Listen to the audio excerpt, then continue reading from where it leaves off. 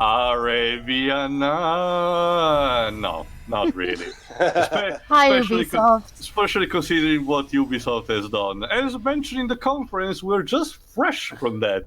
Jova, can you tell us a refresher, just to know? As you will recall, folks, flashback to Ubisoft E3 2019, one of the worst E3 conferences we've ever seen. It started off rather good and promising, with a lot of good content to it with the first game, Watch Dogs 3 of all things. So what happened after that?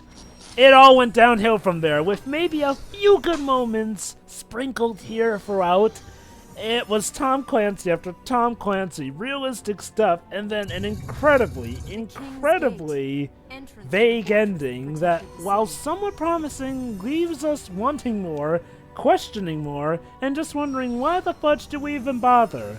Why do I mention that? That's the perfect allegory for the game we're about to do today. Alright, folks. I thought it was better than Bethesda's. You may keep the pronunciation right, Lips. Anyway, you've seen so far most of the saga games of the Prince of Persia series franchise.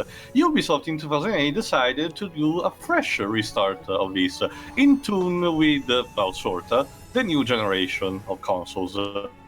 So this was released for PS3, Xbox 360, and PC. First thing to notice, the presentation of this game is astounding, very amazing. Ubisoft did a specific type of cell shade with a specific engine called Scimitar, specifically made for this. Pay attention here. Oh my god, it's the bad guy from Shadow of the Colossus. Oh? Is this the Pez C from Harry Potter? Nah, these were just a couple of, flashes. This is accompanied also by a fantastic score composed by two people, Einon Zur and Stuart Chatwood. Dweebs, you know these guys actually, don't you? I do. I think you should. I don't know. But whatever, I'll say more later, because now we have narration first. Unfortunately, one of the problems, since it was early in the console, no, don't worry, I'll tell later, is that the frame rate chugs a lot during the more busy cutscenes.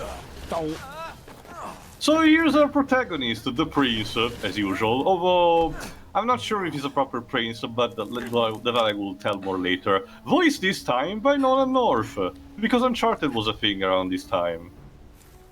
Complete with a gauntlet and everything. Oh, that gauntlet is actually more useful than it appears. And yeah, that first thing is a sort of bait and switch in thinking, oh, he's still traveling with that girl named Farah. Believe me, Jova, it's not. I know. Womanizer. However, since we brought Shiri here, I can assure you, you need no knowledge of the previous titles to play this game. First, it's one of the good advantages. This reboot is perfectly self-contained. You don't really need to know anything. Even gameplay-wise, the control system are completely different. First of all, free camera rotation. So, folks, this was Ubisoft trying to take Prince of Persia in a whole new direction, and how well did it do? Well, not too long after this, they went back to the original continuity with This is because of a couple of things, like I mentioned, like a subtly hint in the past, mainly the ending, and some things that will happen now in the gameplay, but not yet, not just yet. I say this type of dish is best to serve a bit cold. So I'm here to give the opinion of somebody who doesn't have a bloody clue. Precisely. Honestly, I think it would be just refreshing enough. Taking a cue from all those games where they paint ledges yellow, here the places where you need to grind on walls and stuff like that have that distinct, sort of different color line that helps you with that. But the cool thing is that your parkour has been heavily implemented. You can jump from wall to wall, but I'll showcase a bit more later on.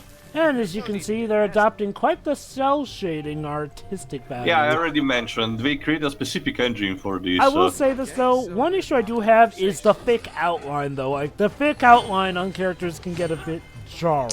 Anyway, I was just looking at the... Hold on, Dweebs, because I need to explain the combat. The combat is weird.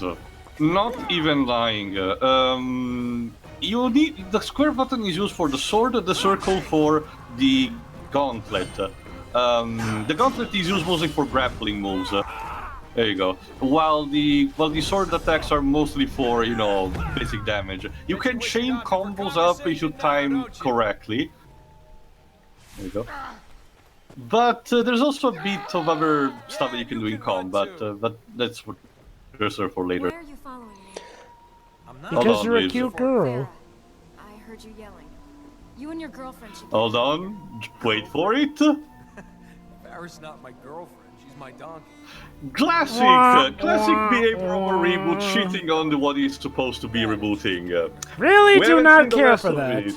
Honestly, but thankfully, hold on. Thankfully, unlike with DMC Devil May Cry, this is really the only jab that is taken to the Sand Saga. Because, like I mentioned, aside from maybe this throwaway line, everything else is perfectly contained. Heck, I wish crapping on the original was the problem with it. Don't get me wrong, as a reboot, I still like this better than the DMC reboot, but this reboot still has its issues that will become quite apparent. That's also the problem, honestly, Voja, because the positives of this reboot are so strong for me that it feels such a shame that the negatives happen to be Overshadow unavoidable. them. Yeah, I agree. It's kind of like it's a similar case to the likes of Mass Effect 3, where it just really, really, really hurts. Although, I guess Mass Effect 3 at least has the benefit that nowadays it has a better ending applied to it, Not whereas to mention, this... it's also the conclusion of a franchise. Well, this is the first start. Oh, crud. Shit! Classic, of course, no Norpes to scream. Why not? Oh, look at that! This new girl has magical powers of sorts. Quite interesting. Well, that takes a bit out of her, apparently. Anyway, She's using... hold on, sorry, Leaves, I will need to explain that a bit later, because this is basically just introduction. Right. And you being able to do magic isn't anything to do with why they're trying to kill us. They're not trying to kill us. Elika, this is the name. The girl's name is voiced by. No, I can't leave. I've got to get to I'm the gonna check later in a second.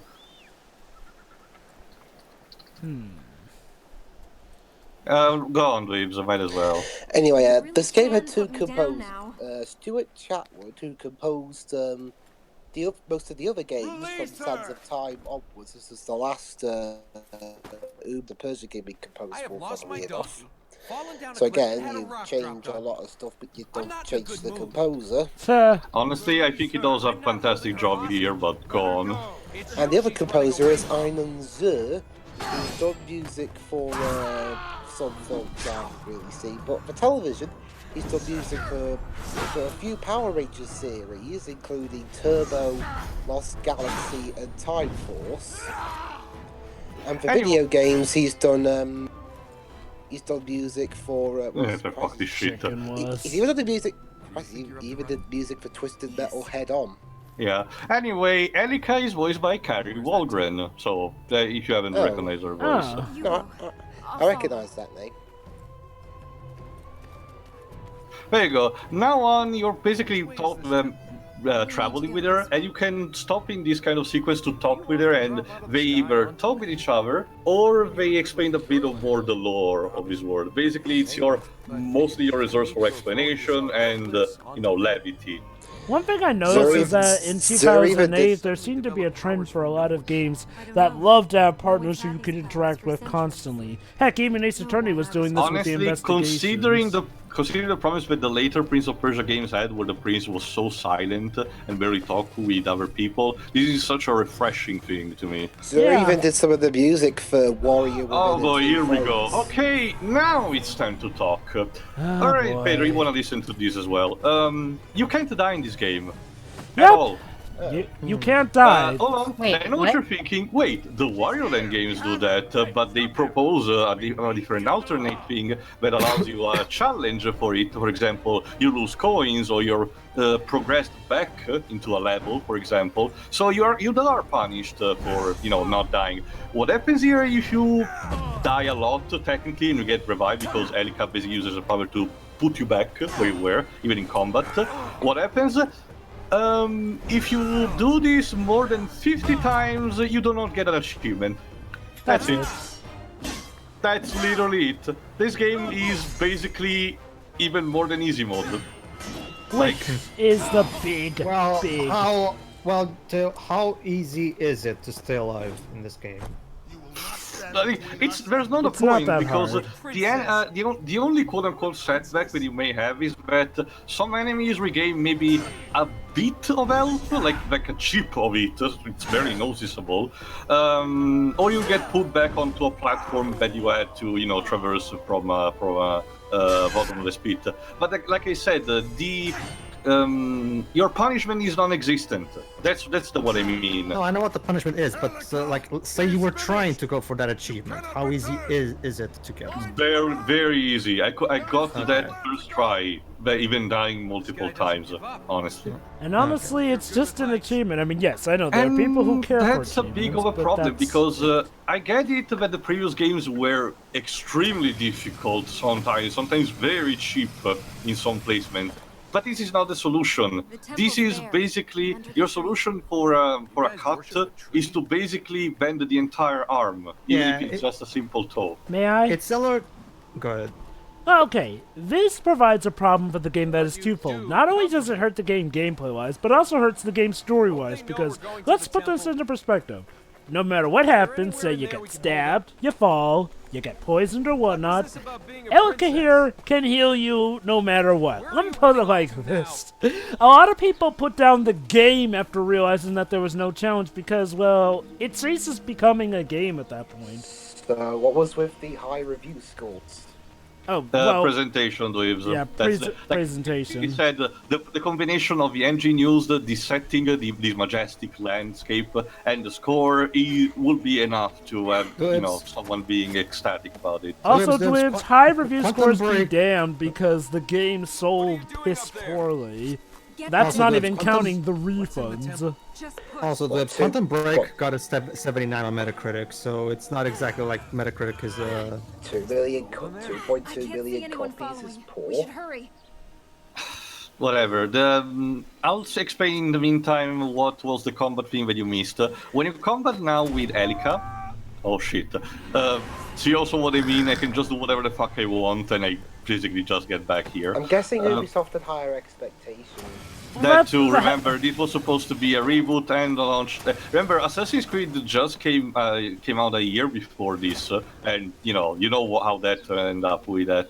But anyway, when you're with Elika and engaging combat, you can use the triangle button to basically order her to use her magical powers to stun enemies or to actually damage them. Oh, wait, I love this. so basically she makes you invincible. Unless you want to No, it's only for when you die. It's more like another part of the combat text in that case. But yeah, basically she sticks around with you for the rest of the game, and you cannot die as a result. Awesome. But anyway, Yeah, let me also talk. Similar. Let me talk a bit about what they just explained because it's lore. Don't worry, we will have time to talk about the major problems of the game as we will go along, because there are a couple of dead moments, quote unquote, and I just need to traverse a place.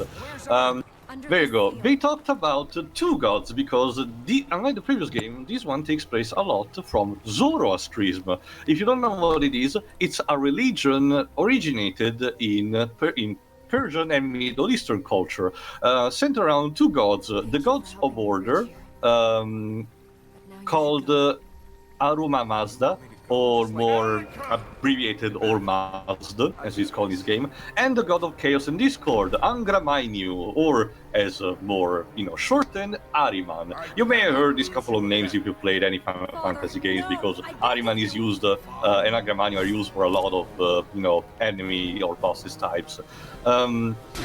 So it's also an interesting take in the direction that you get. Unfortunately, we're not using that much. But anyway, now it's time to fight the father of Elika, because he wants his precious girl. He's a girl's daddy. Anyway, Dweebs, here's the thing. The problem with a lot of AAA companies is that stuff like 2 million is considered failures to them. Also, Remember Square Enix wanting Tomb Raider 2013 to sell 10 million copies, because why the fuck not? Well, yet they still release. Sorry? I was just gonna say, they said it was a disappointment, but how come they released 2 sequels? only one to this game, and it was a DS title. I was on about. They probably had plans for the trilogy anyway, so they didn't want to waste them. But I don't know. How much you want to bet it's Anyway, like unfortunately, damaging that 3 released Ahriman, since he was the classic evil sealed within a tree, of course. Wah, wah. Let's get on. Father, you idiot! Now, I'm not sure. An interesting thing that you may have noticed is that the prince here seems to be helping Erika out of nowhere. He was just on his merry way and he saw this girl. So you think, oh, it's just a womanizer or something. Well, it's more of a case of Aladdin-like attitude, where he wants to genuinely help her, just out of goodwill. The thing is, neither of these characters are what they appear, and the dialogue and the story later on will tell who they really are in personality and nature. Anyway, like I mentioned, using the triangle attack and button, you can use Elika's psychic powers, because she is imbued with the power of Ormazd, in order to attack the enemy with a flash of light, which is more effective against these shadow creatures. And chaining up your combos, basically the sword, square, the gauntlet, circle, Erika, triangle, or the jump X, you can execute the enemies in very different ways. There's even an achievement if you manage to find all of the combos. It's a nightmare. Don't try it, please. Unless you're very sadistic, because it takes a lot of patience, especially considering the enemy's behavior are very erratic. So, in typical Prince of Persia fashion, oops, we accidentally unlocked a secret hidden evil in the camp. And the prince is very snarky about it. Again, it's like Arabian. So basically, this guy's Arabian Nathan Drake. Well, pretty much. Pretty much. Well, is it better Nathan Drake than the one in Dark Void? Yeah, I was about to mention, similar to Dark Void, this is another game that partially was chasing a trend in order to, be more with what was going on at the time. But it's just does his own thing. But I'll let you be the judge at the end. Also, Dwibs, But I agree that it's better than whatever Dark Void was trying to do. Also, Dwibs, here's the thing about those 2 million plus copies. At some point, there was a big mass refunding of a lot of those copies. The 2+ million thing, that's the initial sales figure that they counted. Mind you, Ubisoft. Is there anything about those refunds? Mind you, Dweebs, Ubisoft did something to try to prevent people to refund the game, but I will say that what it specifically is after the end of the game, because it's actually very particular for the time being that this was released. Yeah. In terms of the refund thing, Ubisoft were never gonna. Oh yeah, another thing. A cool thing for that Erika lets you do is actually double jump, but it will become more apparent in later stages. So, this is our setting. Ahriman is free, so we need to find a way to seal him again. Permanently, hopefully this time.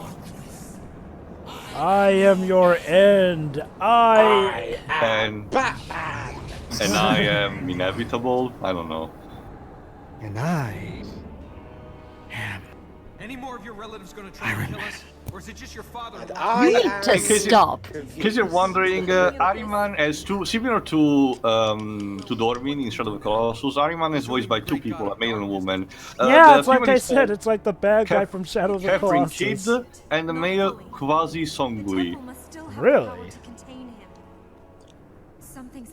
Also, the prince looks even more jacked than normal.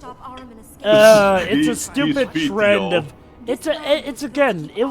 That's one issue I have with this game. It's following all the trendy bits. If there were firearms in this game, you'd be sure that the cover would have been the prince exposing his back with a shotgun in his hand. So if I understand correctly, both this game and the 2010 movie basically destroyed this franchise. Pretty much. Yeah, pretty much. I mean, Forgotten Sands tried to revive the franchise. The problem is that this reboot burned a lot of goodwill. It wasn't the shot in the middle that we did. Anyway, # thanks Disney. Anyway, Elika actually has a plan. Since she's imbued with Orman's power, maybe she can do something about it. Apparently, the temple is connected to fertile grounds, a series of places that can be healed, and if can be healed, will diminish Ahriman's power, and eventually will be able to recreate the tree in which to seal Ahriman. And this is your game. You need to traverse to each specific points and clear all of them. I know that it looks like a bit too much right now, but it's but it's easier than it looks. More easy, appealing. Like I said, if it wasn't for what happens at the end and the gameplay fact that you cannot die, honestly, this game would be my favorite in the franchise. Period. Yeah, like, okay. Just for the presentation and the direction they were taking alone. Okay, I'll be positive about something. You have a lot more freedom of where you can go, when you want to go. This is slightly open world-esque. Which is, okay. I'll admit, if there's one thing I would have liked for them to have kept when they went back to Forgotten Sands, it's to maybe have included this open world stuff. Well, semi-open world. It's a nice change of pace that does help the franchise Also, out. you have this kind of spirit that basically functions as your, tracker, that basically lets you guide to the closest fertile ground. They feed the temple Hold on. with the energy it needs to hold Wait, can you Arden. control the camera in the cutscenes? No, A bit. they were Oh, so it's kind of like Lightning Shadow of Returns. the Colossus as well. Now, if you want the Yes, Yeah. man, I agree. That is a Actually, We'll show the Colossus on the PS. You don't know We'll show the Colossus on the PS4 has a free camera mode. Well, it's like I said though. The bad guy is pretty much the bad guy from Shadow of the Colossus, who has both the voice of a man and woman. Honestly, Dwebs,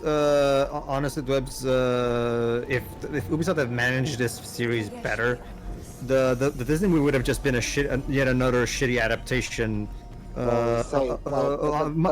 Ubisoft should have just handled this entire series better. In terms of films in terms of video game films that damaged the game series reputation, there was also the Wing Commander film. Let me put it like this, Dwebs. The movie from Prince of Persia didn't really damage its reputation any more than bad games already had. Hold on. And now we're going into the void. Flashbacks again. Hell, Ubisoft by that. Interesting visual choice. Yeah, like I said, it's the Pen C from Harry Potter. Four new Kind of like that. Apparently, the father of Elika seems to have talked with Ahriman about having a deal. corrupted Ahriman's chosen. Sorry, I keep thinking you're saying Iron. And the corrupted, we're talking about the corrupted, your main enemies of the game, I mean bosses, basically. Basically, each set of fertile grounds is divided into 4 quadrants, basically. And each of these 4 is guided by one of the corrupted, one of the generals of Ahriman. We will meet them soon enough, don't worry. But basically, they will be your boss fights through the entire game. Repeated a bit, yes, unfortunately, but better than, say, Crunch in Wrath of Cortex, to give a comparison. So we'll see what happens. I know that we talked a bit on the dialogue, but don't worry. For the next couple of parts, I'll let you guys listen. And there are some moments where the Prince and Elika are just traveling, so don't worry about that. See you for the next part. See ya. Ja. See ya.